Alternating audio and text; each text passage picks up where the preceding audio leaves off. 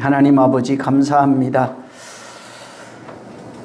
또 귀한 시간 주셔서 말씀을 통해서 하나님 알게 하시고 귀한 시간 주셔서 주와 하나 되어 진정 우리에게 하시는 말씀을 알게 하시니 감사합니다.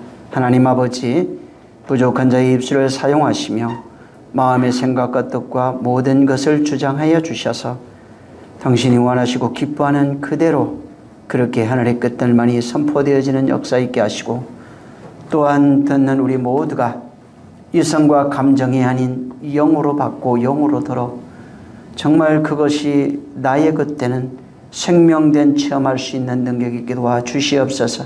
영상이나 또 멀리서 함께하며 은혜 받고자 하는 모든 심령들, 각양 무양으로 하는 함께 은혜 받기를 원하는 심령들이 동일한 역사, 동일한 은혜가 넘치게 도와 주시옵소서. 저들을 통하여서도 있는 곳곳에 진정한 복음의 역사가 정말 그 복음이 전거되는 역사가 나타나게 도와 주시옵소서. 지체된 자들이 아무리 멀리 떨어져 있고 또 어느 곳에 있을지라도 그 하나된 것에 대한 그 기쁨이 충만하고 하나됨이 무엇인지 잘 알고 있사오니 정말 하나 되어 전거되는 지체된 자들로서의 삶이 그곳에서도 동일하게 이루어지게 도와주시옵소서. 우리 하나님 함께 하시길 원하며 예수님으로 축복하고 기도했습니다. 오늘도 계시록입니다. 8장 1절에서 5절입니다.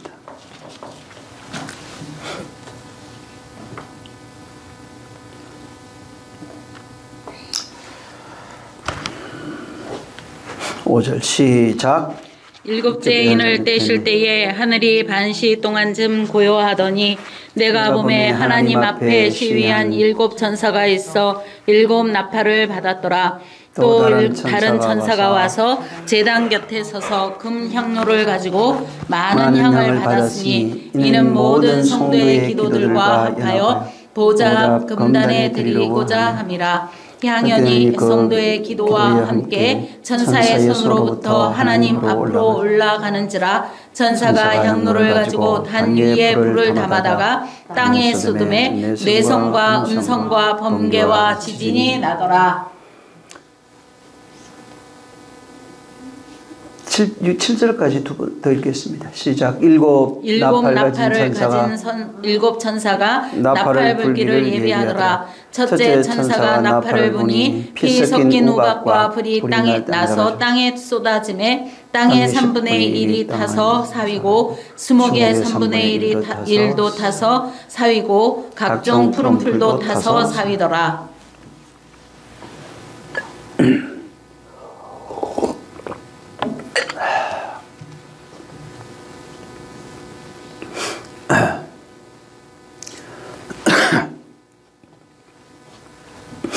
여섯째 인까지 그 6장에 띄어지는 기록이 있습니다. 7장은 좀 다른 내용입니다. 여섯째 인까지 6장에 떨어지고 이제 내용이 기록되어 있고 건너뛰어서 8장에 일곱째 인이 8장에 나옵니다. 8장에 이제 일곱째 인이 띄어짐과 동시에 일곱 나팔이 부는 얘기가 8장에 있는 얘기입니다. 그 일곱째 인은 지금 8장에 나오는데 땅 위에 부어지는, 이제 표면적으로 보면 그렇게 되어 있어요. 땅 위에 부어지는 그런 이제 재앙으로 보여지는데 사실은 땅 위에 부어지는, 실제 땅 위에 부어지는 그런 우리가 생각하는 뭐 전쟁이나 이런 것이 아닙니다. 일곱째 그 인을 띠면서 일곱째 나팔이 부러지는데 일곱째 나팔은 재앙의 준비 과정입니다. 서곡이면서 시작이면서 준비 과정이 이제 일곱째 인과 더불어서 일곱 나팔이 나오는 겁니다. 이제 여기 8장부터 나오는 이제 8장 6절이죠. 일곱 나팔이 나오는데 이 8장부터 나오는 14장까지 7나팔이 기록이 되어 있습니다. 이 8장 우리가 읽었던 여기서부터 시작해서 이제 14장까지 기록이 되어 있고 8장 9장 이제 여러분이 읽었던 이 8장과 9장에는 첫 번째 나팔부터 8장 9장에 6번째 나팔까지 기록이 되어 있어요. 7째 나팔이 그 이로 기록이 됩니다. 그러니까 이 8장 9장에 첫째 나팔부터 6번째가 전부 다 언급이 되어 있습니다.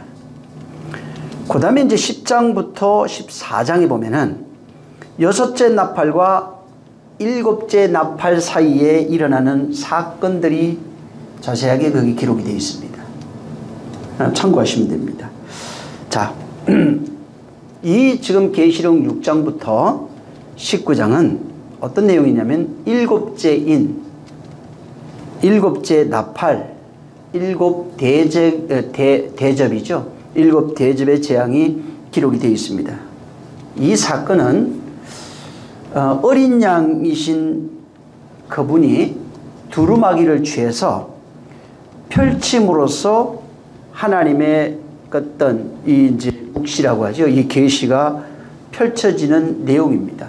어린 양에 의해서 두루마리가 펼쳐지면서 펼쳐지는 그런 역사 속에 실제 우리 안에서 그런 펼쳐지는 그 내용이 기록되어 있는 겁니다. 7인, 7 나팔, 7대접은 전부 다 떨어져 있는 게 아니에요. 서로 연관성을 전부 다 가지고 있고 점진적인 부분도 있고 점진적으로 진행되는 부분도 있고 반복적으로 나타나는 경우도 있습니다. 그래서 7인, 7나팔, 7대접을 보면은 이것이 그대로 점진적이면서도 또 반복적인 것도 나와 있는 겁니다.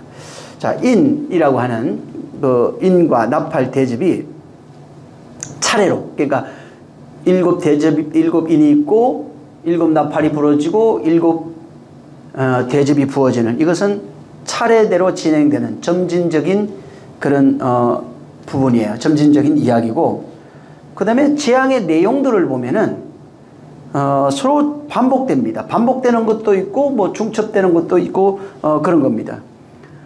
또 7나팔이 있는데, 지금 7나팔이 있죠. 7나팔은 7인에서부터 시작됩니다. 7인 다음에 7나팔은 반드시 7째 인, 7째 인에서 7나팔이 나와요. 그 다음에 7대접은 7나팔, 7번째 나팔이에요. 7나팔의 7번째 나팔에 의해서 7대접이 시작이 되는 겁니다. 그래서 보면은 7번째 인이 떼어지니까 7번째 인에서 7나팔이 나오고, 그 다음에 7번째 나팔에서 7인이 7재앙이 나오는 겁니다. 그래서 이게 그 시간상으로 이제 그 계속 연속되는 순서이기도 하고, 그렇게 7인을 통해서 7번째 인에서 7나팔이 나오고, 또 7나팔 중에서 7번째 나팔에서 7대접이 이제 나오는, 그래서 재앙들이 계속 그렇게 연결되어 있으면서도 내용들은 보면은 중첩된 것이 있습니다. 그래서 이게 떨어져 있는 사건이 아니에요. 전부 다 연결되어 있습니다. 7번째 인, 7인, 7번째 인, 그 다음에 7나팔, 7번째 나팔, 그 다음에 7대접이라고 하는 이런 것들이 계속해서 연결이 되어 있는 겁니다. 그래서 7나팔의 내용을 잘 보면은 7나팔의 내용은 7인의 내용이에요. 7인 안에 7번째 인 안에 7나팔의 내용이 들어가 있는 겁니다. 그래서 독립되어 있는 게 아니에요. 7나팔 속에 있는 것이 바로 7번째 인 안에 있는 것이 7나팔이라고요. 그 다음에 7번째 나팔 안에 있는 것이 7대접의 이야기입니다. 그래서 이게 독립되어 있는 것이 아니라 7번째 대접은 7대접은 7번째 나팔 속에 속해 있는 것이고, 그것도 7나팔은 일곱 번째 인에 속해 있는 겁니다. 그래서 6장에서부터 지금 시작되는 이 이제 일곱 인부터 해서 일곱 대접의 사건들인데 19장까지 내용 전체가 결국은 뭘 얘기냐면은 일곱 인에 대한 얘기예요. 6장부터 19장에 있는 내용은 전부 다 일곱 인에 대한 얘기입니다. 일곱 인 안에 있는 얘기예요. 그 일곱 인 안에 일곱 번째 속해 있는 안에 있는 것이 일곱 나팔이고, 그 일곱 나팔 중에서 일곱 번째 나팔에 속해 있는 것이 일곱 대접이 되는 겁니다.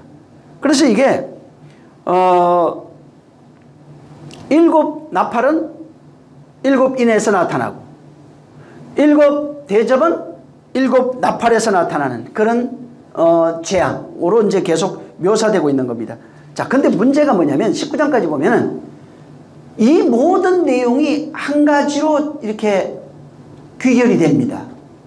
일곱 대접, 일곱 인, 일곱 나팔, 일곱 대접이라고 하는 이것이 전부 다 한 곳으로 귀결이 돼요.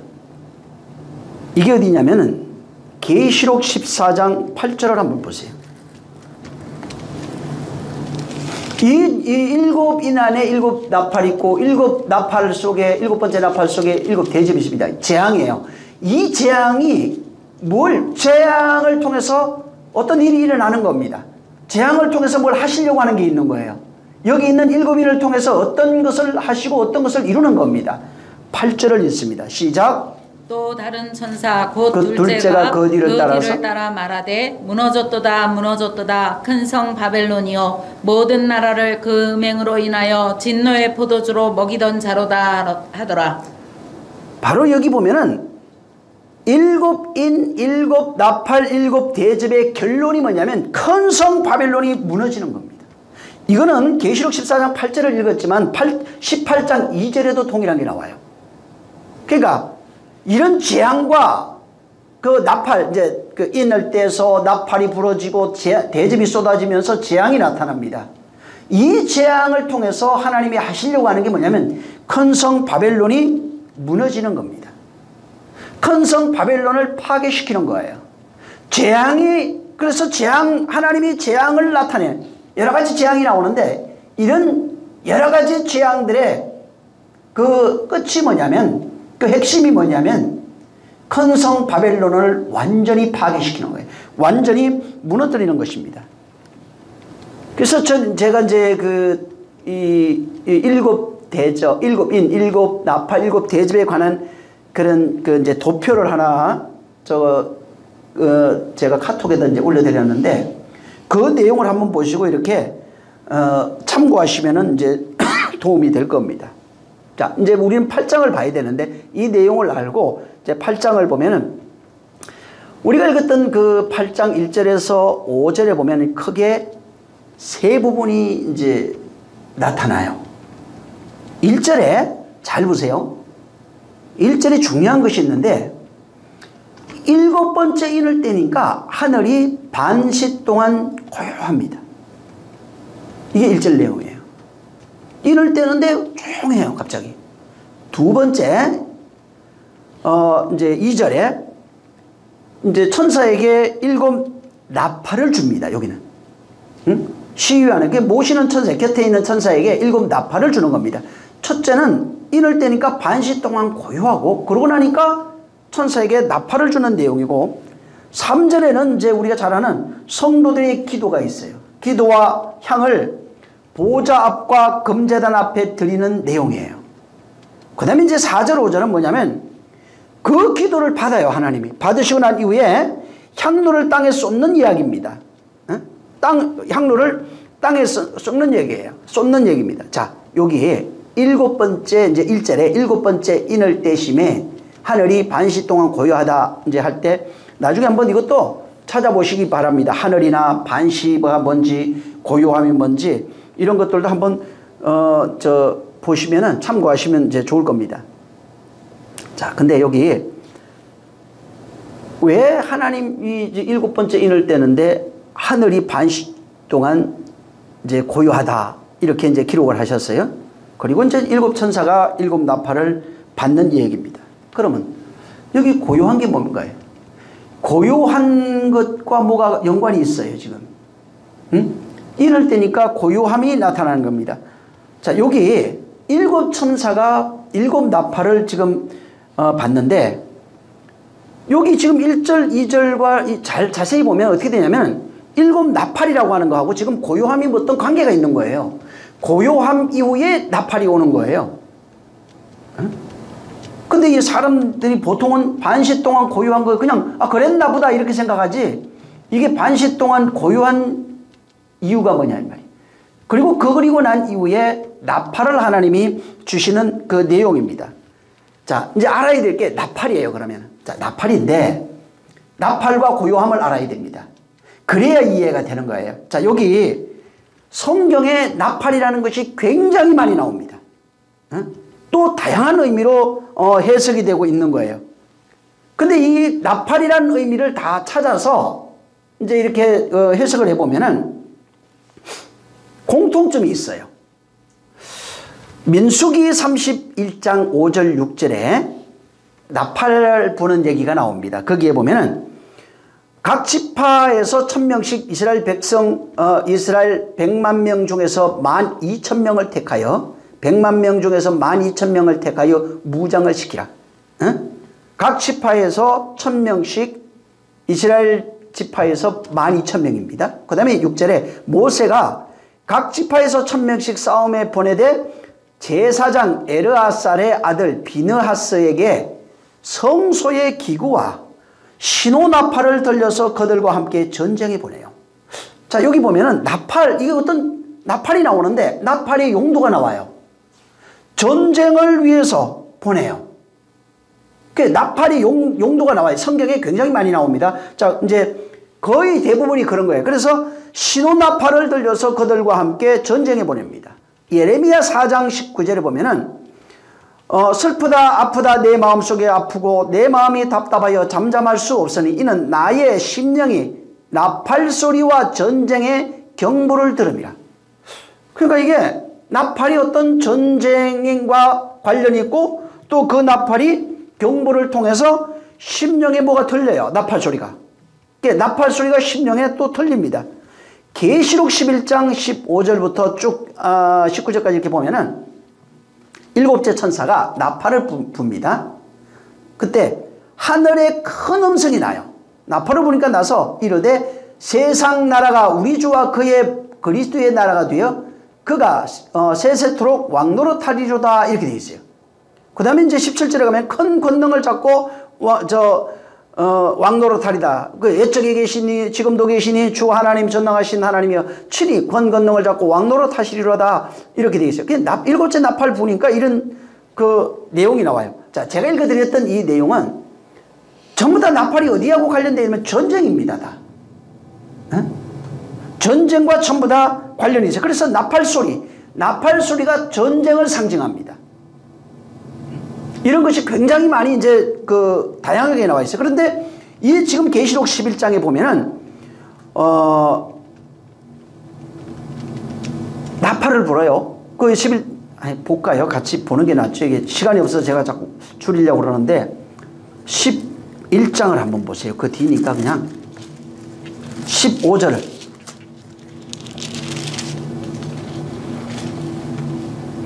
자 15절 시작. 7째 천사가 나팔을 불매 하늘에 큰 음성들이 나서 가로되 세상 나라가 우리 주와 그 그리스도의 나라가 되어 그가 세세토록 왕노릇 하시리로다 하니. 자 보세요. 나팔이 부러지니까 자 아까 전쟁했잖아요. 전쟁을 했는데 나팔이 부러지니까 여기는 어떻게 되냐면 그리스도의 왕권이 세워지고 성전이 세워져요. 아까는 전쟁 얘기했죠. 전쟁과 관련이 돼 있어요.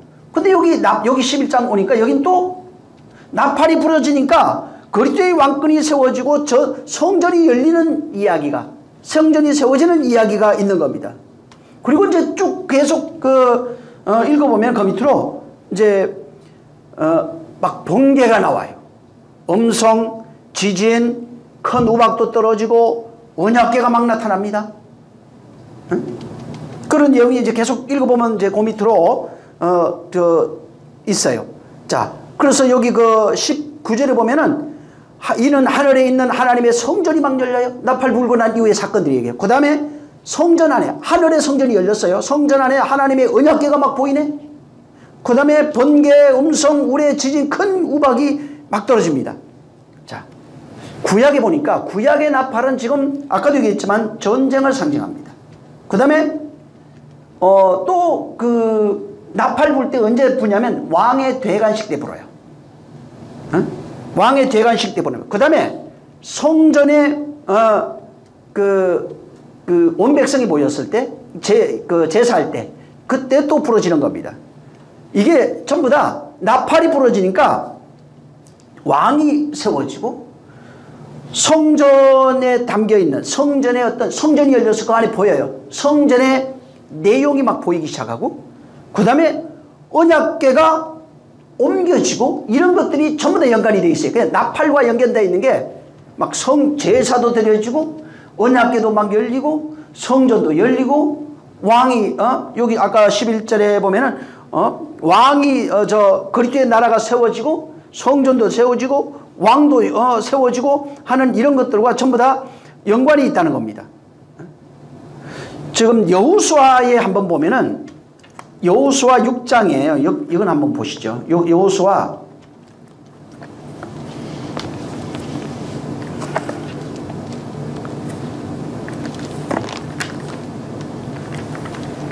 2절에서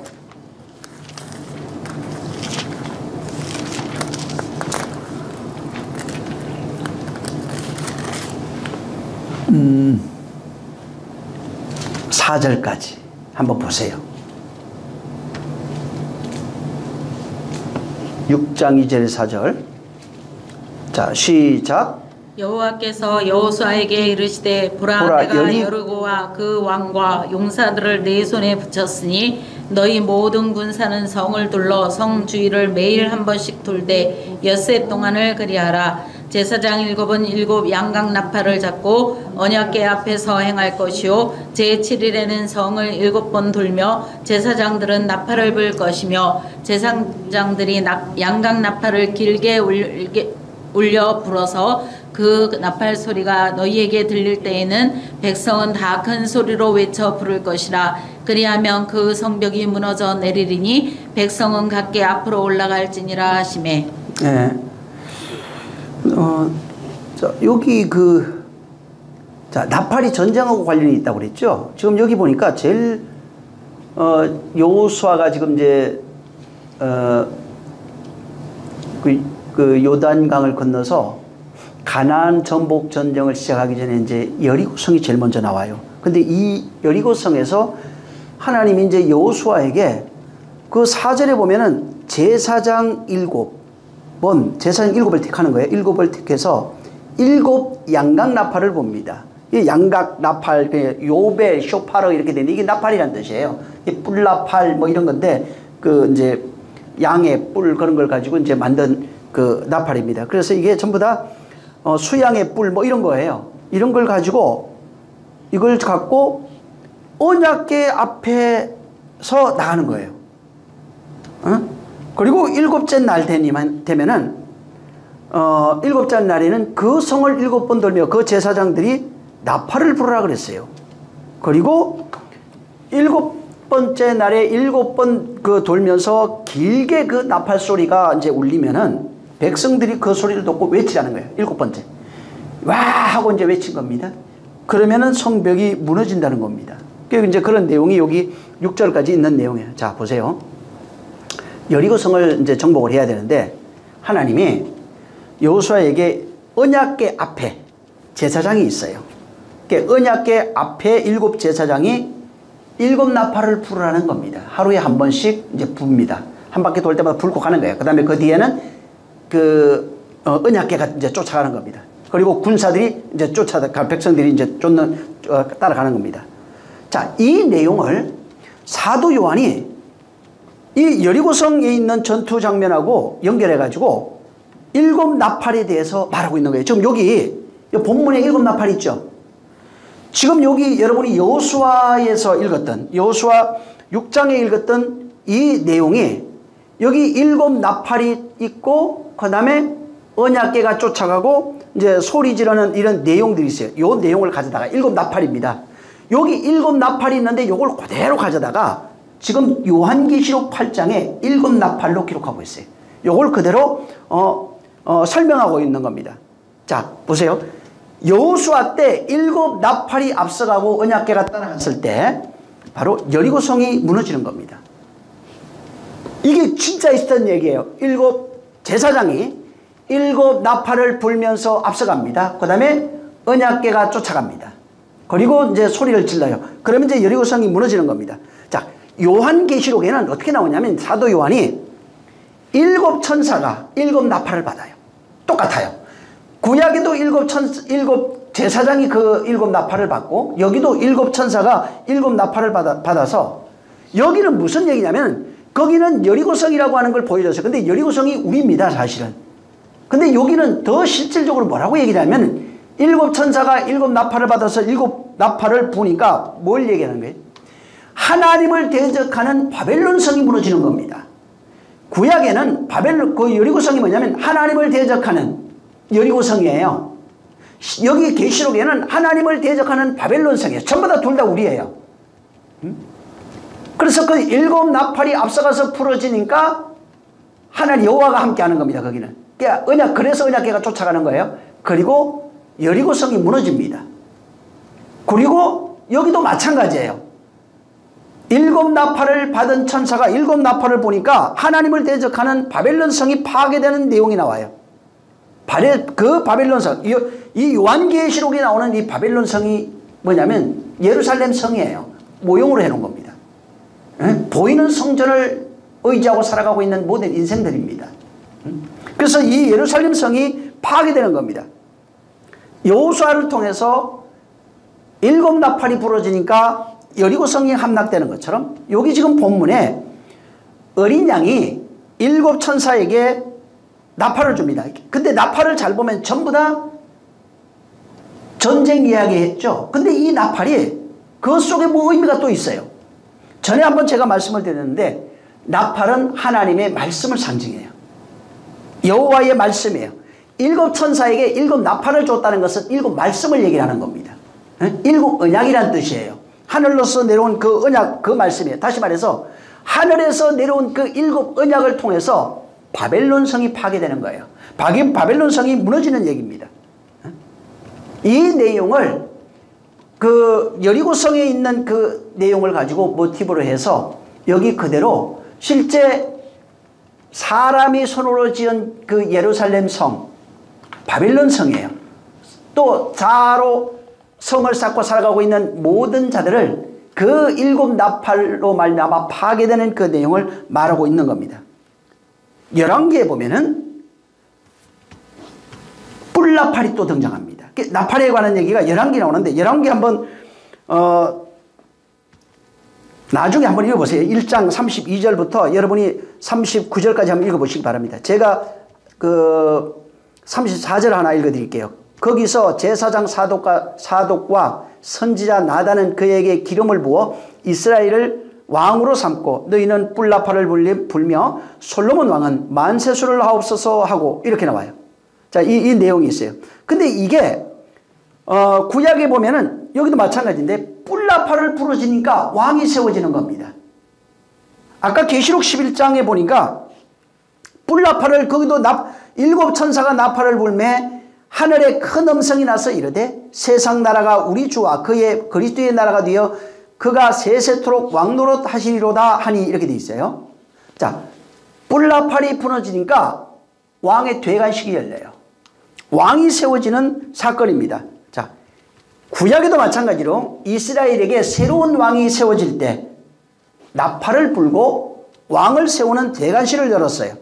자, 근데 이 모습이 뭐냐면 전쟁, 언약궤, 가나안 정복, 이 모든 것들이 뭐냐면 거기에 왕이 세워져요. 그러니까 전쟁을 통해서 나팔이 부러지고 대관식을 통해서 왕이 세워지는 모든 것들이 뭐냐면 전쟁을 통해서 파괴하고 새로운 나라, 새로운 임금이 세워진다는 것을 상징하는 겁니다. 그 거기 있던 모든 것들, 하나님을 대적하는 모든 나라와 족속과 민족 방언이 파괴되는 거예요. 나팔이 부러지면 전쟁이 일어나는 겁니다. 거기에는 죽음이 있어요. 거기에는 그 나라가 파괴되는 거예요. 그 원래 하나님을 대적하는 모든 나라들, 일곱 그 족속들, 거기 이렇게 얘기하죠. 그 가나안 족속, 이런 것들이 파괴됩니다. 그리고 거기에 하나님의 나라, 이스라엘 나라가 되는 겁니다. 그 땅이 이스라엘 땅. 거기에 새로운 왕이 세워지는 겁니다. 그 하나님을 왕으로 세우는 거잖아요. 이 계시록 11장에 보면은 나팔이 부러지니까 그리스도가 왕이라고 선포되는 그런 대관식이 열려버리는 겁니다. 나팔 소리가 나니까 그리스도가 왕으로 선포되는 겁니다. 자, 여기 문제가 있어요. 자, 그리스도가 왕으로 나팔이 부러지면서 막 선포됐어요. 그리스도가 나팔 부러지면서 그리스도가 왕으로 선포되니까 이것이 아니 그거하고 나하고 무슨 상관이에요? 이런 생각 하잖아요. 그런데 나팔이 부러지고 그리스도가 왕으로 세워지니까 그것 자체가 인생들에게 재난이에요. 그것 자체가 우리에게는 재앙이라는 겁니다. 왜 재앙이 되냐면 전에도 제가 말씀을 드렸지만 모든 인간은 자기 성을 쌓고 살아요. 자기가 왕이라고요. 그래서 선악간의 모든 판단을 자기가 합니다. 자기 기분에 맞아야 돼요.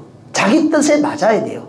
자기 생각, 자기 주장에 맞아야 돼요. 이게 자기 성이라고요. 선악과 먹은 인생들의 모든 인생들의 똑같은 모습이에요.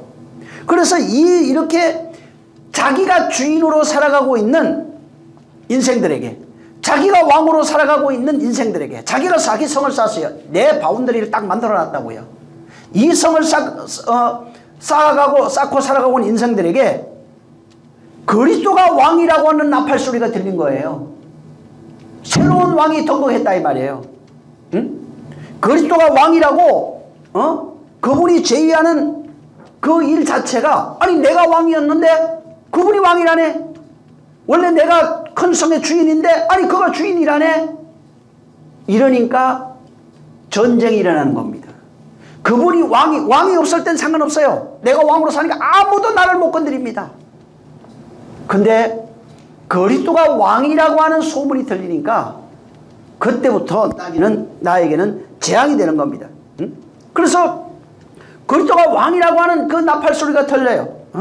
그 나팔 소리가 뭐냐면 그 나팔 소리를 통해서 모든 그 인생들에게 하나님의 나팔 소리, 하늘에서 들리는 음성의 말씀이에요. 이것이 들리니까 새로운 왕이 등극했는데 그 왕이 뭐라고 얘기를 하냐면 죄인들아 회개하라고 외치고 있어요. 아니 새로운 왕이 와가지고 죄인들아 회개하라는 겁니다. 응? 우리를 죄인이라고 하네요. 안 그러면 죽는다고 하네요. 응? 그래서 그 말씀 하늘의 보험이 들리냐가 끊임없이 내가 죄인인 것이 깨달아져요. 그때부터 전쟁이라고요. 그동안 그걸 몰랐어요. 난 죄인으로 산 게 아니에요. 왕으로 살고 있었다고요. 응? 큰 성의 주인으로 살고 있어요. 감히 누가 나에게 대적합니까? 감히 누가 나에게 의견을 냅니까? 천상천에서 내가 주인이요 내가 왕으로 살던 자인데 갑자기 왕이 제위했다네요. 그리고 나팔소리와 함께 왕이 제인하면서 백성들아 들어라, 죄인들아 들어라, 그리고 회개하라고 말씀하신다 이 말이에요. 그래서 나팔소리가 들리니까 죄를 알리는 거예요. 우리가 죄인인 것을 깨닫게 되는 겁니다. 죄인인 걸 깨달으니까 뭐가 또 얘기합니까? 회개하라고 외칩니다. 그리고 죄인아 돌아오라고 외칩니다. 왜? 나팔소리가 뭐예요? 왕이 왔어. 지금 저기 오고 있는 거예요. 우리 옛날에 보면은 저 대통령이나 저 위정자들 지나가면 막 저 신호 다 바꾸고 차 세워놓고 했었어요. 마찬가지로 아니 그리스도가 왕으로 오신 거예요. 왕이 오시니까 그분이 나타나니까 나팔소리가 들려요. 나팔소리가 들렸다는 게 뭐예요? 그분이 임재했다는 얘기입니다. 그분이 내게 나타났다는 거예요. 나팔소리가 들릴 때 그 내용이 회개하라는 거예요. 우리가 죄인이래요. 회개하래요. 돌아오라고 합니다. 끊임없이 그 나팔소리에 의해서 그분이 나와 하나 되는, 그분이 내게 임재했다는 내용이에요. 그래서 나팔소리가 뭐냐면 하나님의 임재를 나타내는 겁니다. 왕의 대관식을 얘기하는 것이면서도 그분의 임재를 말하고 있어요. 출애굽기 한번 보세요. 19장에 16절 한번 읽어보세요. 16절. 자, 시작. 제3일에 아침에 우레와 번개와 빽빽한 구름이 산 위에 있고 나팔 소리가 심히 크니 진중 모든 백성이 다 떨더라. 3일에 우레, 번개, 빽빽한 구름이 산 위에 있는데 거기에서 나팔 소리가 들려요. 그 소리가 어마어마하게 큽니다. 그리고 거기에 백성이 그 소리를 듣고 다 뜹니다. 18절 시작. 시내산에 연기가 자욱하니 여호와께서 불 가운데서 거기 강림하시니라. 그 연기가 옹기정 연기같이 떠오르고 온 산이 크게 진동하며 거기에 불 가운데 또 연기가 온 산에 자욱한데 거기에 불이라 있어요. 또 불 가운데서 거기 강림합니다. 연기가 옹기가 막 연기같이 떠오르고 산이가 막 진동을 해버립니다. 19절 시작. 나팔 소리가 점점 커질 때에 모세가 말한즉 하나님의 음성으로 대답하시더라. 나팔 소리가 계속 커집니다. 더 커져버려요. 모세가 말할 때 하나님이 음성으로 대답해요. 모세가 말하니까 하나님이 음성으로 대답하시죠. 나팔 소리가 하나님의 임재를 말합니다. 현현을 말해요. 나팔 소리, 이게 지금 계시록도 똑같아요. 나팔 소리는 하나님의 임재예요. 하나님의 현현이라고요. 그래서 이게 나팔을 찾아보면은 이게 예배할 때, 예배를 위해서 소집할 때 나팔을 불어요. 하나님의 음성을 전달할 때 산 위에서 나팔이 불려지는 거예요. 그래서 나팔의 기능이 뭐냐면 나팔을 불어서 사람을 먼저 모읍니다. 그리고 거기에 나팔 불면서 하나님이 임재해요. 임재하고 거기에 나팔을 통해서 하나님의 음성이 선포되는 겁니다. 그래서 여기 잘 보면 거의 크게 나팔 불 때 전쟁이 일어나요. 나팔 불면 왕이 임재해요. 나팔 불면은 모든 백성이 다 모여야 합니다. 그리고 그분의 음성을 듣는 예배가 일어나는 겁니다. 그래서 구약에 잘 보면은 전쟁, 나팔 불 때 전쟁이 일어나는데 그때 여호와의 임재가 있는 거예요. 그리고 그 여호와의 임재 속에 뭐가 있냐면 하나님의 뜻이 음성으로 나타나요. 그래서 나팔이라고 하는 것은 나팔 불 때 구약에 전쟁이 일어나는데 전쟁과 예배가 동일 개념으로 나타나고 있어요. 예배라고 하는 게 뭐냐면 앞에 가서 무릎 꿇고 이런 게 아니고 예배는 예배는 뜻이 뭐예요? 그분의 낯을 뵙다 이 말이에요. 그분의 낯을 뵙는 게 뭐예요? 그냥 얼굴 보고 만다 이런 얘기가 아니라 낯을 뵙는다는 그분의 음성을 듣는다 이 말입니다. 그분의 음성을 듣는 거예요. 그분의 음성을 내가 가지고 있는 겁니다. 그래서 전쟁할 때 보면 나팔이 부러지고 전쟁이 시작됩니다. 그리고 거기에 항상 같이 있는 게 여호와의 임재인데 그것을 언약궤로 나타낸 거예요. 하나님의 언약궤가 약속이에요. 하나님의 약속이 그들과 함께하고 있는 겁니다. 그래서 그 내용 구약에서 나팔 부러지면은 나팔 불 때 언약궤가 같이 있고 거기에는 백성들이 같이 있고 거기에는 하나님의 임재도 있고 거기에는 하나님의 말씀의 선포도 있는 겁니다. 그래서 구약에 있는 내용하고 이 내용이 그대로 신약에도 똑같이 연결이 되어 있는 겁니다. 나팔 불 때 그 복음이 선포되는 거예요. 나팔 불 때 하나님의 임재가 같이 있는 겁니다. 나팔 불 때 모든 백성이 거기에 모이는 겁니다. 그래서 나팔 소리 들으면은 모이는 거예요. 모여서 하나님을 뵙는 거예요. 그리고 그의 음성을 듣는 거예요. 그 음성 속에 전쟁이 일어나는 겁니다. 나팔을 통해서 전쟁이 일어나는 겁니다. 그리고 나팔 속에서 뭘 일어나면 새로운 왕이 통곡을 해요. 그리고 죄인들은 죽어요. 죄인은 회개하고 돌아오는 겁니다. 모든 성, 하나님을 대적하는 성들이 전부 다 파괴되는 겁니다. 자, 나팔 소리는 항상 이렇게 아까도 봤지만은 하나님이 나팔 불고 나팔 소리를 통해서 많은 백성을 모으는 겁니다. 아까도 저 백성들이 모였죠? 마태복음 한번 24장 잘하는 얘기니까 한번 보세요. 마태복음 24장에 31절 31절 한번 보시겠습니다. 자, 한번 30절 31절 읽어보세요. 자, 시작.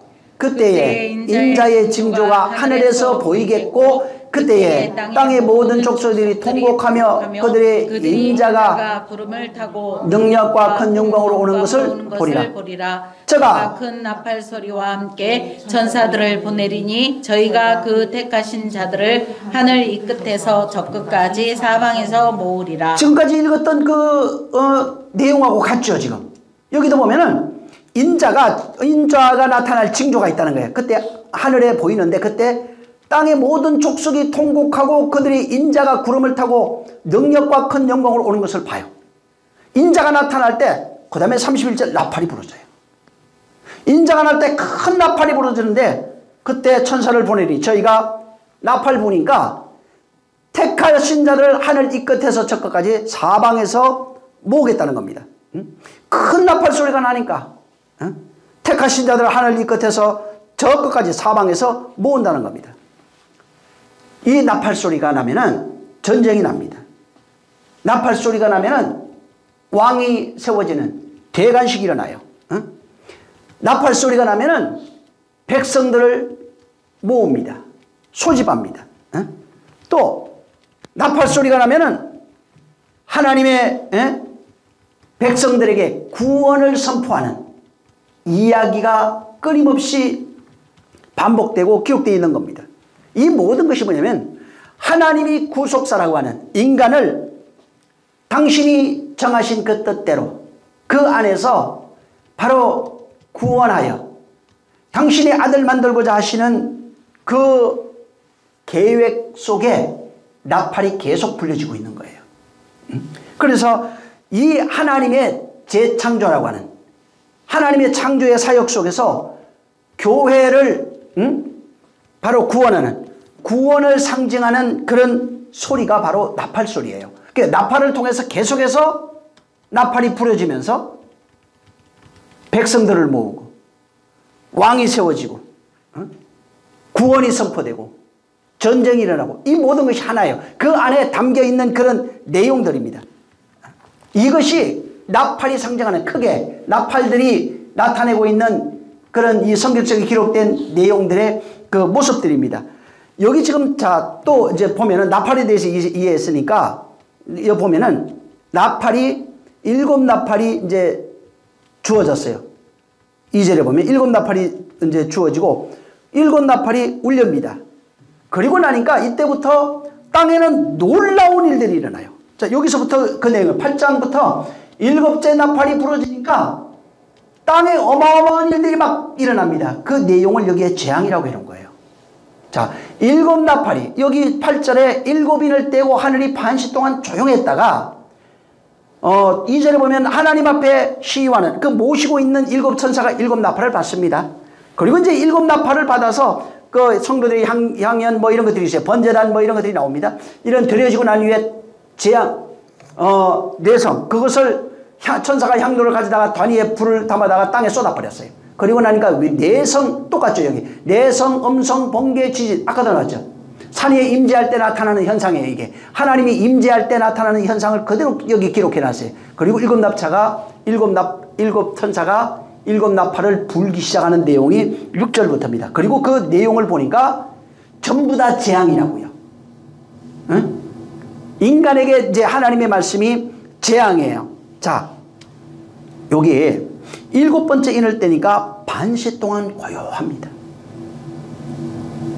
자, 반시 동안 그 후에 7천사가 7나팔을 이제 그 받습니다.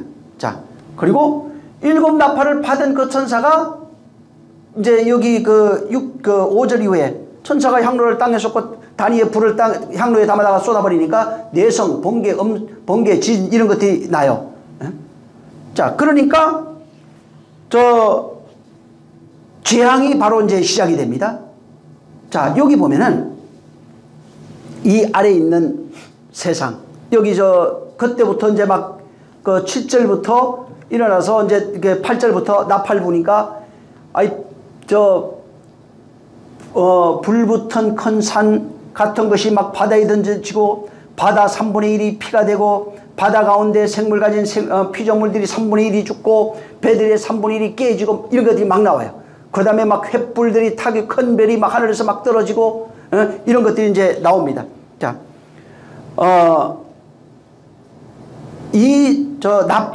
나팔이 부러지니까 타락한, 그러니까 아까 얘기했잖아요. 큰 성 바벨론을 파괴시키는 모습이 나오는 거예요. 나오는데 타락한 성전들, 타락한 그런 바벨론 성입니다. 그러니까 옛 성전이에요. 옛 성전으로 살아가고 있는 인생들에게 바로 나팔이 부러진 거예요. 율법으로 살아가고 있는 그 성전들을 향해서, 율법 아래 속해 있는 사람들을 향해서 나팔을 분 겁니다. 그리고 그 대상에게, 그 옛 성전, 율법 아래 있는 자들에게 재앙이 쏟아지는 그 내용입니다. 그리고 그 재앙을 통해서 그 성을 파괴시키는 내용이 계속해서 14장까지 이렇게 기록이 되어 있는 거예요. 자, 여기에 아까 봤지만 여리고성 앞에서 나팔 부니까 어떻게 돼요? 여리고성 앞에서 7 제사장이 7 나팔을 가지고 그 7 나팔을 불었어요. 그러니까 함락이 되어버립니다. 똑같이 여기도 7 천사가 7 나팔을 가지고 7 나팔을 불으니까 재앙이 시작되면서 바벨론 성이 파괴됩니다. 다시 말하면 바벨론 성을 예루살렘 성으로 알고 있어요. 예루살렘 성이에요, 사실은. 예루살렘 성, 하나님의 성전이라고 하는 자기가 스스로 만든 율법 아래 있는 성전입니다. 바벨론 성이에요, 그게. 그게 예루살렘 성이라고요. 보이지 않는 성전, 바울도 얘기했지만 그 성전, 옛 성전입니다. 자아의 성전을 말합니다. 근데 이게 7 나팔 불면서 7 천사가 7 말씀이 그 성전을 공격하는 내용이에요. 거기에 공격해서 거기에 재앙이 쏟아지고 거기에 환란이 일어나고 거기에 바로 그 성전을 파괴하는 내용입니다. 자, 그런데 여기 8장 1절에 조용히 해야 돼요. 반시 동안 7 빈을 뗄 때 하늘이 반시 동안 조용해요. 자, 아까 여호수아 6장을 한번 보세요.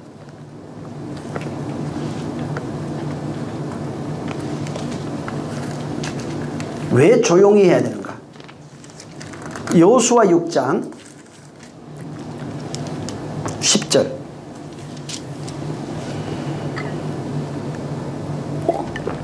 자, 한번 읽습니다. 시작.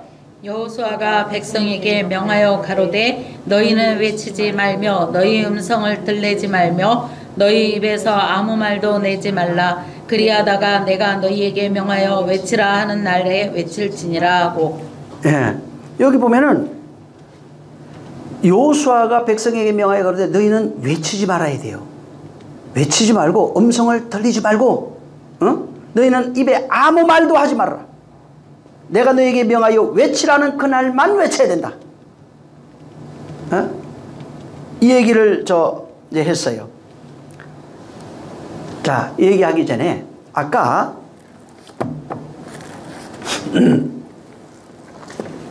6장에 보면은 6장의 6번째 인이 떨어집니다. 6장까지. 근데 갑자기 7장에, 원래는 6장의 6번째 인이 떨어지면은 7장에 7번째 인이 나와야 돼요. 근데 7장에 7번째 인이 안 나오고 8장에 나옵니다. 지금 여러분 이것도 8장에. 근데 한 장을 건너뛰었어요. 7장에 뭐가 나오냐면 이스라엘의 입맞은 자의 수, 저번에 했죠. 14만 4천 입맞은 자 수를 계수하는 장면이 나옵니다. 그리고 난 이후에 8장에 와서 7인이 나오고 그 안에 7 나팔이 이제 나오는 겁니다. 자, 왜 이 7장에 14만 4천, 여기 보면 여호와의 군대예요, 이게. 하나님의 사람이에요. 하나님이 종들이라고 돼 있어요. 자, 근데 이거는 14만 4천이라고 하는 이 수가 뭐냐면 전쟁을 위한 군대의 수예요. 여기 하나님이 여호와의 종, 하나님의 종이라고 이제 3절에 7장에 돼 있어요. 그리고 입맞은 자의 수를 이제 이렇게 기록해 놓은 겁니다.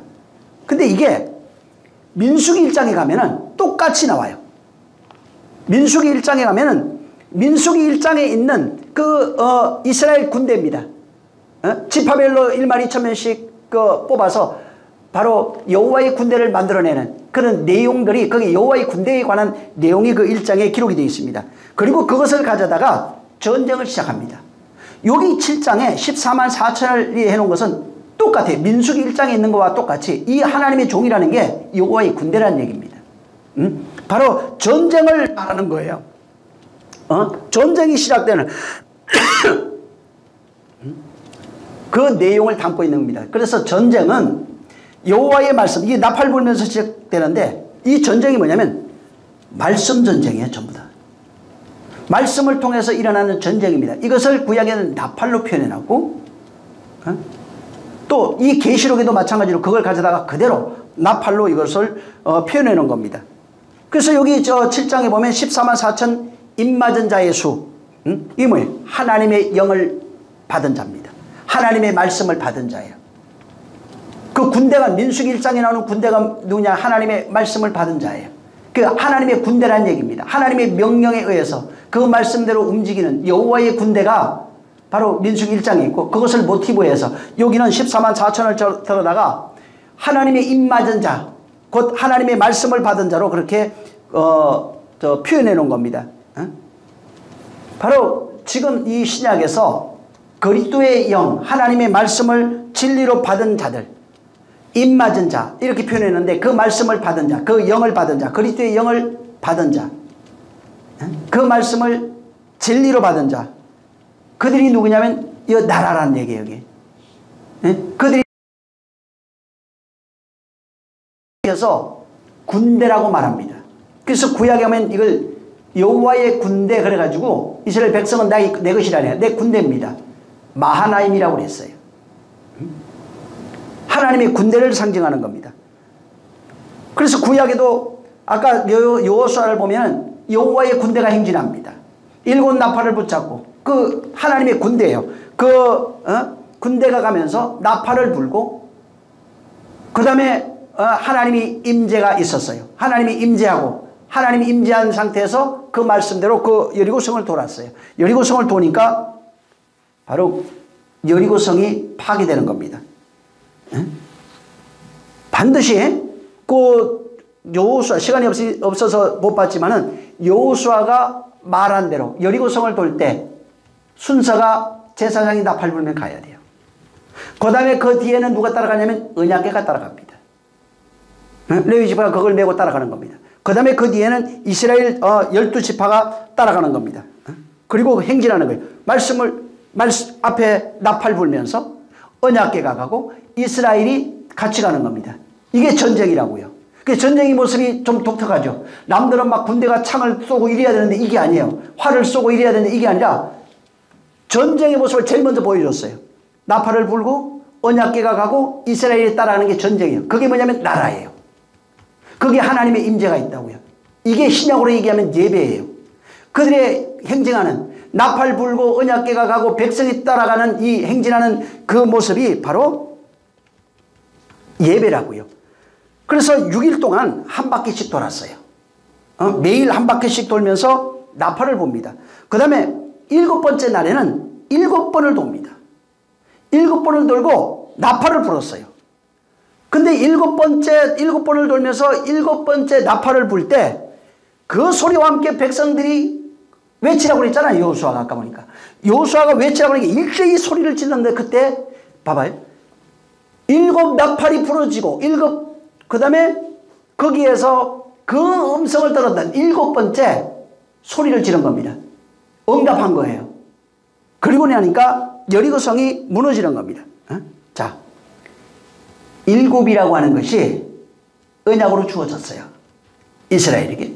그리고 그 7이라고 하는 언약이 그들 안에 안식으로 완성이 될 때 그때 외친 거예요. 그러니까 여리고성이 무너지는 겁니다. 7의 언약이 내 안에 들어와서 그 7의 언약이라고 하는 것이 말씀이에요. 언약이에요. 그 말씀이 주어져서 내 안에 그것이 완성이 되면 인간의 행위, 인간이 가지고 있는 모든 생각 이런 것들이 전부 다 무너지는 겁니다. 이것이 여리고성이 우리에게 말해주고 있는 그 내용이에요. 그래서 여기에는 7 나팔소리라고 하니까 그냥 나팔 불었습니다 라고 하는 그런 단순한 나팔소리를 말하는 것이 아니라 일곱 나팔이라고 하는 것은 일곱의 언약을 담고 있는 소리란 얘기예요. 일곱의 복음의 소리예요. 일곱의 언약을 담고 있어요. 그래서 언약궤가 있는 거예요, 뒤에. 일곱 언약을 담고 있는 소리가 일곱 나팔 소리예요. 일곱 언약을 주는 것은 일곱 약속이에요. 일곱 약속이 우리 안에 완성되는 내용입니다. 그래서 이 여리고성이라고 하는 것은 우리인데, 여리고성이라고 하는 것이 일곱 언약이 주어져서 일곱 언약이 완성이 되니까 여리고성, 견고한 여리고성을 쌓고 살아가고 있는 인생들이 그 말씀, 그 나팔 소리에 의해서 무너진다는 것입니다. 인간이라고 하는 것은 아까도 얘기했지만 자아의 성을 쌓고 있어요. 인간이라고 하는 것은 전부 다 자기의 의를 가지고 있어요. 거기에 성을 쌓고 왕으로 선악을 판단하며 살아가는 주인으로 살고 있는 겁니다. 근데 거기에 일곱 언약이 임한 거예요. 일곱 언약, 인간 나팔 소리로 일곱 언약이 임해서 일곱 언약이 내 안에 실현되니까 그 내가 쌓았던 성이 파괴되어 버리는 겁니다. 내가 쌓고 살아가고 있던 견고한 성이 전부 다 그 언약에 의해서 완전히 무너지는 거예요. 그렇게 일곱 언약이 들어와서 일곱 언약에 의해서 그 성이 무너지고 파괴되고 예성전이 무너지고 파괴되는 그 내용을 무터타무터라고 그래요. 죽고 또 죽고. 이 말은 그리스도 안에서 진리로 죽는다 이 말입니다. 일반적인 죽음은 그런 죽음이 아니에요. 그냥 하나님의 뜻과 상관이 없는 죽음입니다. 언약으로 죽는, 계시로 죽는 죽음이에요. 이 죽음은 육신의 죽음과 상관이 없어요. 이 죽음은 육신은 살아있어도 젊어도 상관이 없어요. 이것은 살아있는 동안에 죽어야 돼요. 육신과 상관없이 내가 왕으로 살고 있는 내가 육신이 있는 동안에 죽어야 된다고요. 진리로 죽는 그 죽음이 진정한 무터타무터의 죽음이라고요. 다시 말하면 십자가로 죽는 죽음을 말합니다. 십자가에서 진리로 죽는 죽음이라고 하는 겁니다. 그래서 바울이 이것을 십자가에서 진리로 죽는 그 죽음, 그리스도와 하나 되어서 죽는 그 죽음을, 그것을 우리가 그리스도와 내가 하나 되어 바로 죽고 부활한다고 말한 겁니다. 그걸 침례로도 설명을 해놓은 거예요. 그래서 바울은 그리스도와 하나 되어 죽는 그 죽음, 나는 날마다 죽는다고 그러잖아요. 이 죽음을 증거한 것이고, 바로 하나님과 동행했던 삶을 살았던 에녹도 똑같습니다. 그 말씀에 의해서 죽고 죽었던 그가 죽고 바로 하늘로 올리우는 에녹의 삶, 바로 이 세상에서 말씀에 의해서 죽고 들리우는 자로 바로 모형해 놓은 겁니다. 그래서 이 육체가 있는 동안에, 나중에 죽으면 가겠지가 아니라 육체가 있는 동안에 일곱 언약이 임해야 되고 약속입니다. 말씀이에요. 그 말씀이 내게 임할 때 여리고성처럼 견고한 성을 쌓고 살아가고 있는 자입니다. 나 자신인데 내 자신이 그 말씀에 의해서 반드시 파괴되고 죽어야 되는 거예요. 이 죽음을 경험해야 돼요. 내가 알아야 돼요. 내가 죽어가고 있다고 하는 것을 알아야 됩니다.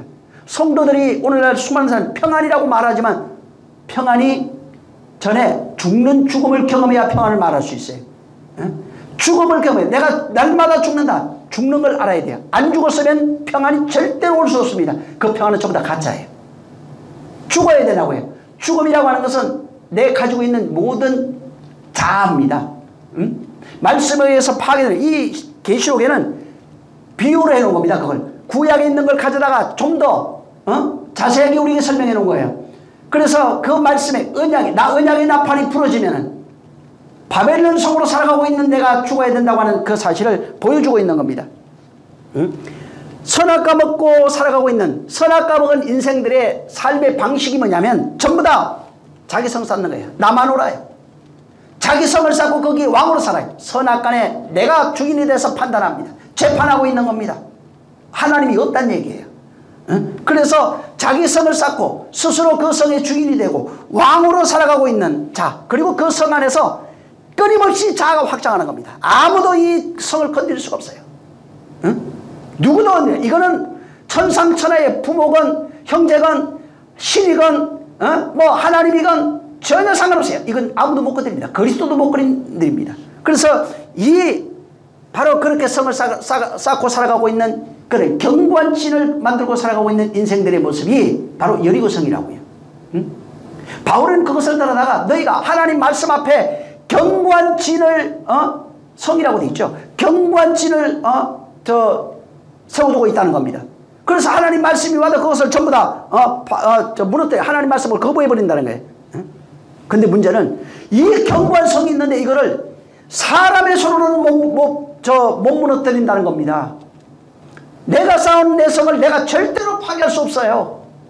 이거는 누구도 안 됩니다. 이거는 내가 만든 성, 자아의 성, 내가 쌓은 이 성은, 내가 확장해 놓은 이 성은 너무 견고해서 내가 파괴할 수가 없다는 거예요. 근데 여리고성을 통해서 보여주는 게 뭐냐면 그 성을 파괴할 수 있는 것은 하나님 말씀밖에 없다는 겁니다. 하나님의 언약이 울려 퍼지면 그 성이 무너진다고 말하고 있는 거예요. 그래서 내가 절제해가지고 내가 귀신을 쫓아서 내가 뭘 해서 파괴 못해요. 응? 누구도 못해요. 그건. 응? 세상에는 안 되니까 그런 얘기를 때가 되면 되겠지. 안 됩니다. 하나님의 음성이 그에게 들려서 그 사람이 그 말씀에 파괴되지 않는 한은 여리고성은 파괴되지 않아요. 누구도 파괴 못해요.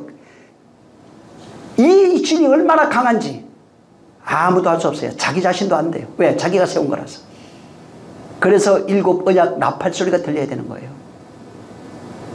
8장부터 그 얘기하고 있는 거예요. 나팔 소리가 불려지고 들려지고 그 말씀이 내게 임해야 되는 겁니다. 그 말씀에 의해서만 사람이 할 수 없는 것, 사람의 힘으로 할 수 없는 그것을 하나님의 말씀이, 하나님의 언약이 그 사람 속에 울려 퍼지는 순간에 그 말씀에 의해서 그 경관진이 파괴되어 버리는 겁니다.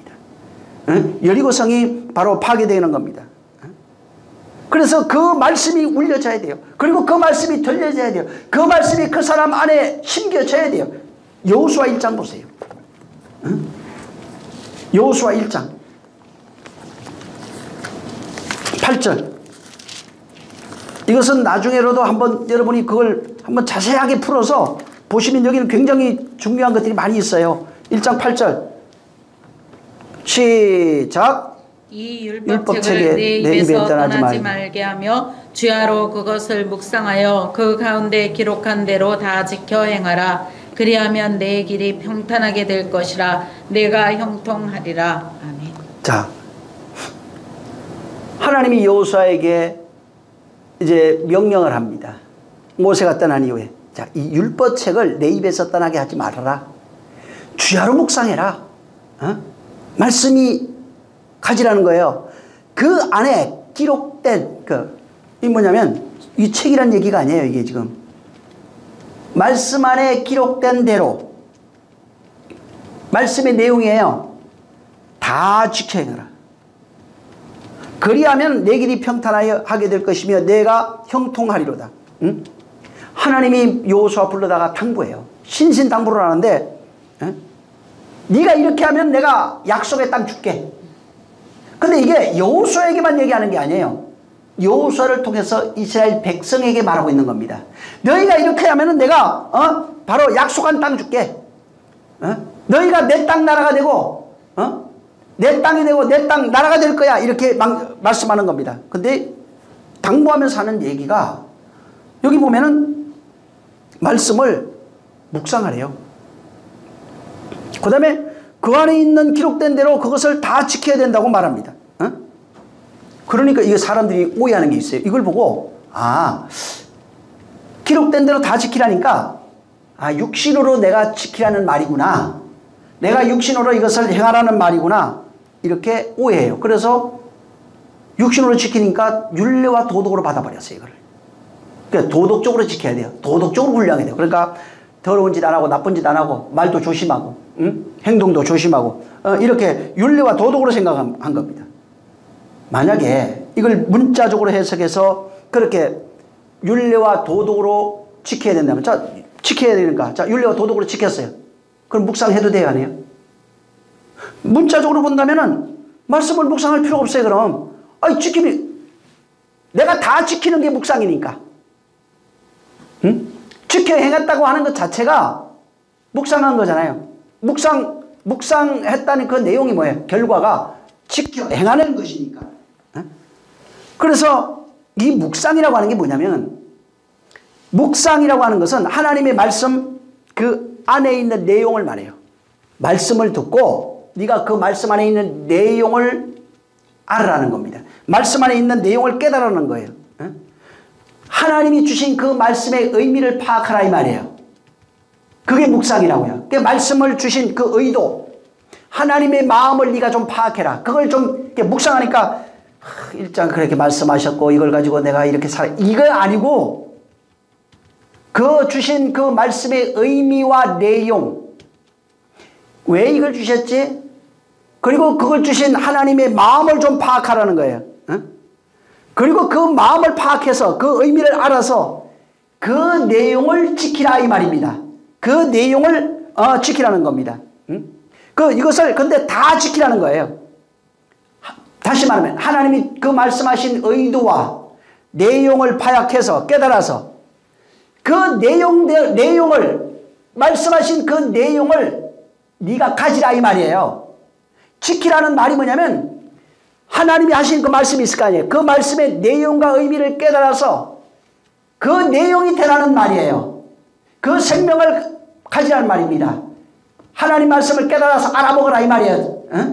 육신으로 지키라 이게 아니고 다 행하라고 하는 것은, 그래서 나중에 이제 그 지키다 이게 준수하고 보존하다 이런 뜻으로 나와요.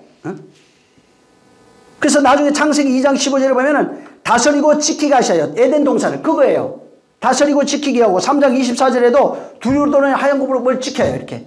그 지키다가 전에 얘기했죠. 세우는 겁니다. 보존하는 거예요. 하나님의 말씀하신 그 마음, 그 의미, 그 뜻을 깨달아서 그것을 내 안에 세우는 거예요. 지키다가 행동하라 이게 아니라 그 의미도 물론 그 단어 속에 있지만은 진정한 의미는 그 말씀을 깨달아서 알아먹으라고요. 하나님의 생명을 가지라고요. 하나님의 뜻을 가지라고요. 자, 그런데 그것을 알아먹어야 돼요. 다시 돌아와서 이 여호수아 8장에 우리 하나님의 뜻을 알아야 됩니다. 하나님의 말씀의 의미를 알아야 돼요. 그것을 파악해야 돼요. 자, 근데 여리고성 아까 여호수아 보니까 여리고성을 도는데 잠잠하래요. 절대로 침묵해야 됩니다. 왜 침묵해야 돼요? 침묵의 시간이 뭐냐면 하나님이 일하는 시간입니다. 내가 침묵할 때 하나님이 일하시는 거예요. 바로 하나님의 말씀이 역사는 언제 일어나면 내가 침묵할 때 일어나요.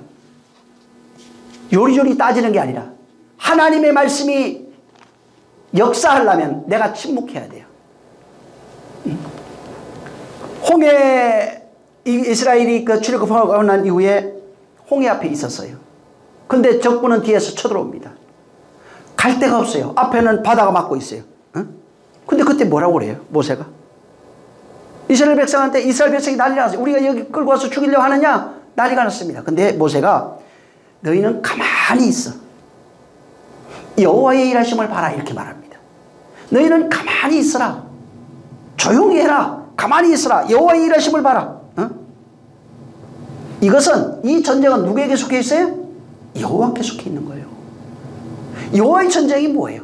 말씀 전쟁이에요. 그걸 전부 다 비유로 하고 있는 거예요. 여호와가 이 전쟁은 너희의 전쟁이 아니라 나의 전쟁이라는 겁니다.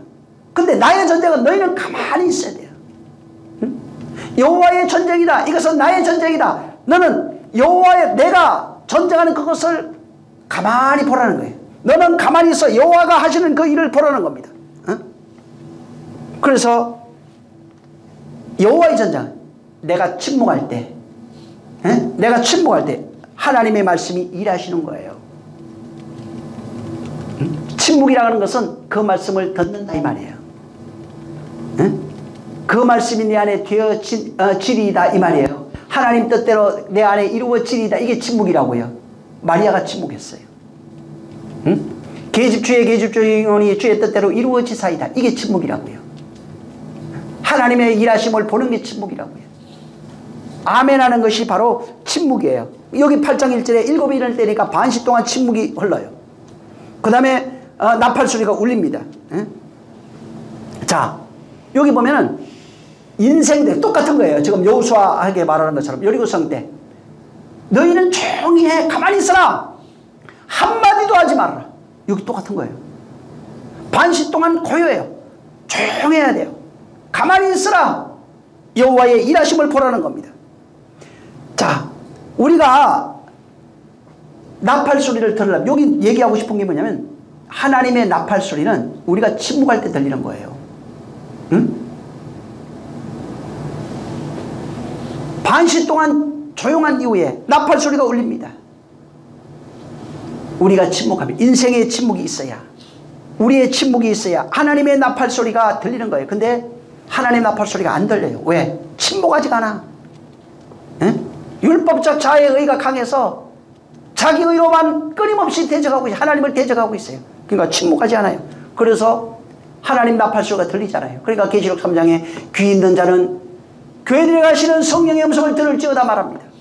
응? 사람들이 하나님의 음성을 듣지 못하는 이유가 뭐냐면 침묵 안 해요. 끊임없이 말해요. 하나님의 음성이 조용할 때 들려요. 저도 개인적으로 보면 새벽에 제일 많이 들리는 것 같아요. 꿈에서도 많이 들리고, 또 그 말씀 속에 들어갔을 때도 마찬가지죠. 왜? 그때는 내 의지가 없어요. 꿈에 내 의지가 없어요. 그 말씀이 끊임없이 나를 역사하는 거예요. 그러니까 침묵, 고요한 중에, 침묵 중에 그분이 말씀하고 있는 겁니다. 내가 잠잠해야 돼요. 응? 내가 그 말씀을 듣기 위해서 잠잠해야 돼요. 시편 한번 보세요. 시편 62편 1절.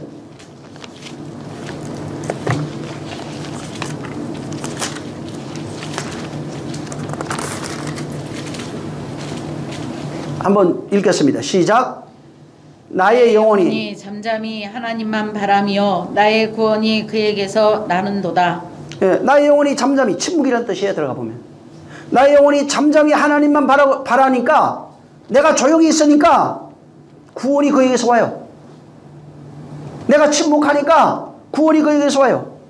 예?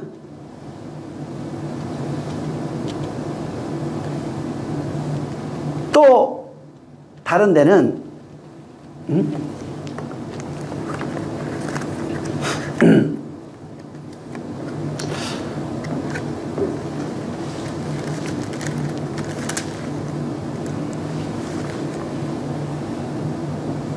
예레미야가 3장 26절에 보면은 사람이 여호와의 구원을 바라고, 자 이제 구원을 바랍니다.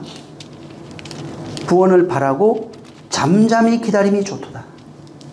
그러니까 잠잠하니까 구원이 와요. 여기도. 어? 이게 전부 다 이제 그런 내용들이 굉장히 많아요. 이게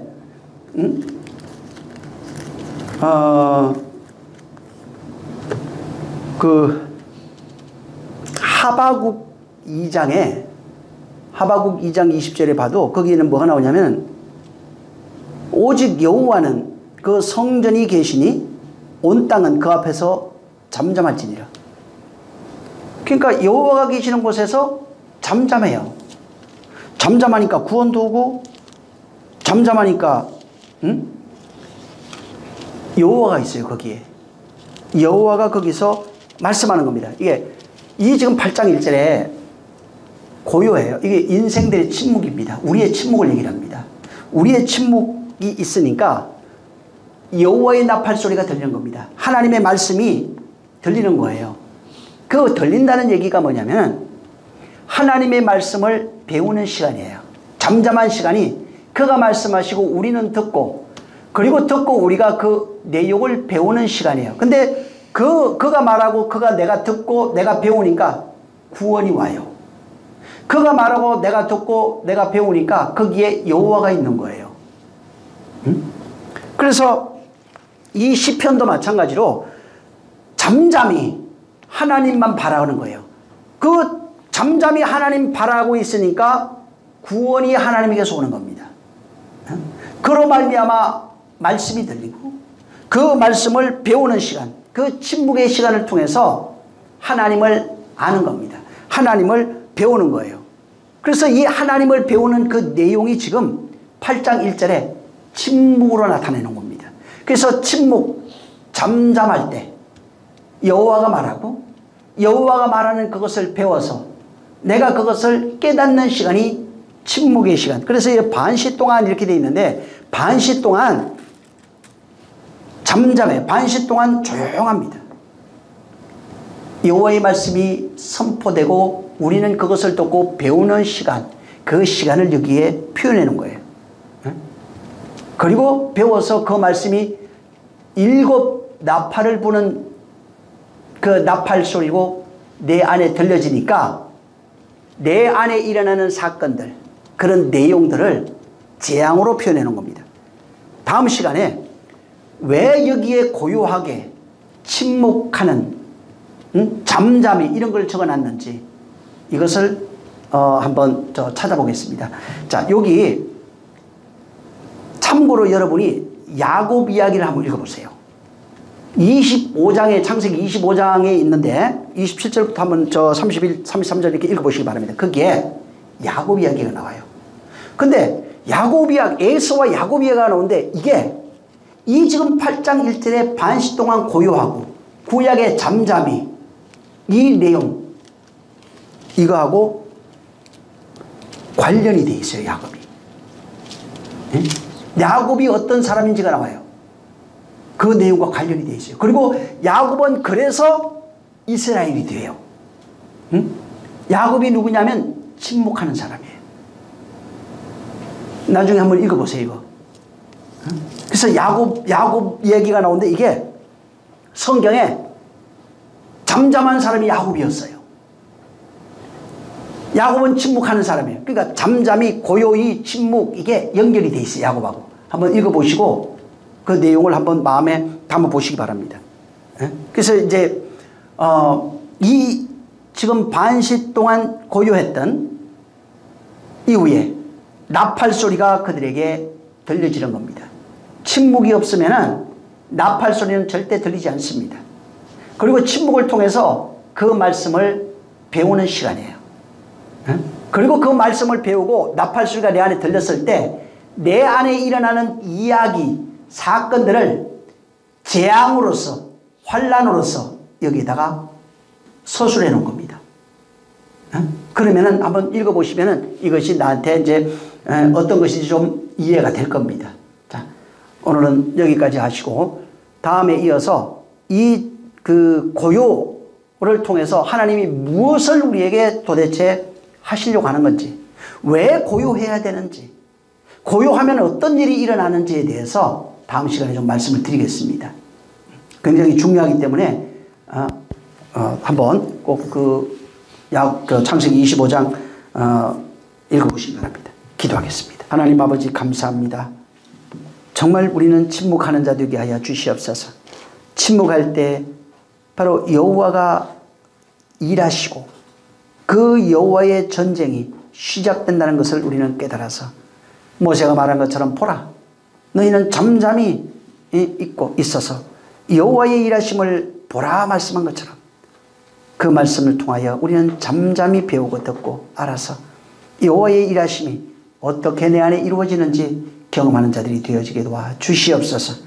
정말 하나님이 함께 하시는 그 역사를 온전히 경험해서 옛 성전이 파괴되고 새 성전으로 세워지는 자, 옛것에 속해 있던 자가 바로 새것이 된 자로, 그의 나라 된 자로 나타나게 도와 주시옵소서.